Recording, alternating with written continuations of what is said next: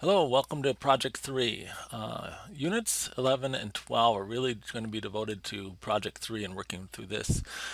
Your job is to create a socially relevant game, and you'll be working as a team for that.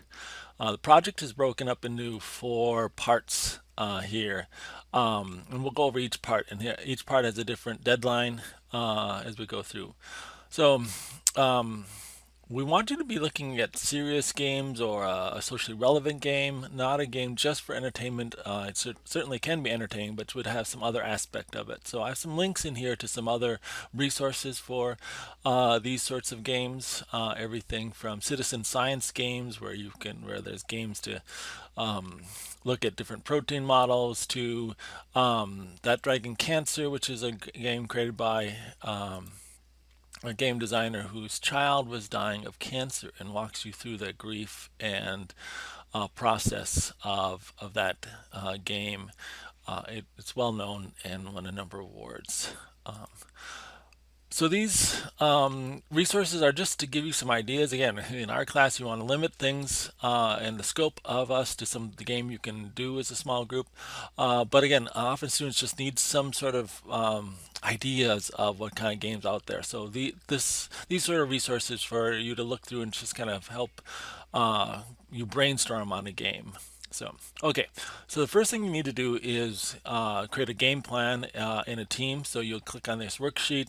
That'll bring up this, and all the students will be here, and you can select teams and organize in teams. I'm not going to assign you to teams. You must work in teams of 2 to 4 people on this game. So put down some roles you might want to do and do some teams there. If we have some problems getting teams assigned, I can step in, but I would rather have you select and self-select teams this week here. Just note there is a link, a tab here for the final project here, so make sure you're on Project 3 tab here. And eventually you can fill in more information once we get the teams assigned. So again, if you want to do more coding, put that in. If you want to do maybe more scene design or sound editing or 3D modeling, write in what you might be looking at. If you already have a team, just put the team name, fill in the team name here for whoever's on your team. So we'll use that to help organize their teams. Once you do that, you want to create a game plan document. Just describes what your game is, who's your team members, their contact information, things like that. What are what's the heart and soul of this game? What is it going to look like? It's kind of like this sound, gameplay, 2D, 3D, just the basic details of the game. And then how this game serves society in some ways. Well, what is it doing to help in some ways? So create this as a Google document and share this as your game plan. I assume each team will create one game document, and then everyone on the team can just submit a link to that document. Now I want you to be learning something, but rather than fixing you on one skill you have to learn, I'm going to give you some options for this game, for this unit. So part of the game is to do a skills development, and this is actually a fair amount. While the game plan is only worth 5 points, the skill development is worth 15 points and is worth almost as much as the whole game grade itself, which is 20 points. So this is an important area. You are to pick some area you want to learn more about and work on that. There are some example ones in here, blending, modeling characters, doing more shooting survival sort of stuff. There's a first player multiplayer shooting tutorial here, other multiplayer networking stuff, but you can choose any topic you want and develop that skill, find some tutorials. I know lots of ideas and concepts. So if there's something you're interested in, just shoot me an email or a text message saying, I'm looking at this. Do you have any good suggestions? I also record some tutorials here. I can do that sort of stuff for you. So let me know what you want, and I can either record resources or point you to resources for that. But this is an important part of your thing, is to develop a skill in game design that you choose. When you submit it, you're going to have to tell me what the skill is and how you used it in the project and what resources you used in learning that skill.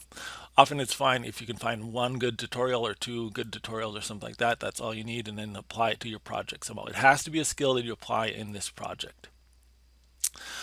Finally, well, we have to do a game reflection. When you're done with this game, how did it go? How was your team? What did you learn? What would you do this time? I mean, this whole practice development stuff is to help us improve, and reflection is a good way to take a break, think of how things went, and plan on how you will do things better or differently in the future. So you have to do this reflection at the end of your task. Now, as far as submitting the game and scoring the game, this is tied to this game presentation demonstration, and so this is a 20 points for the actual game itself.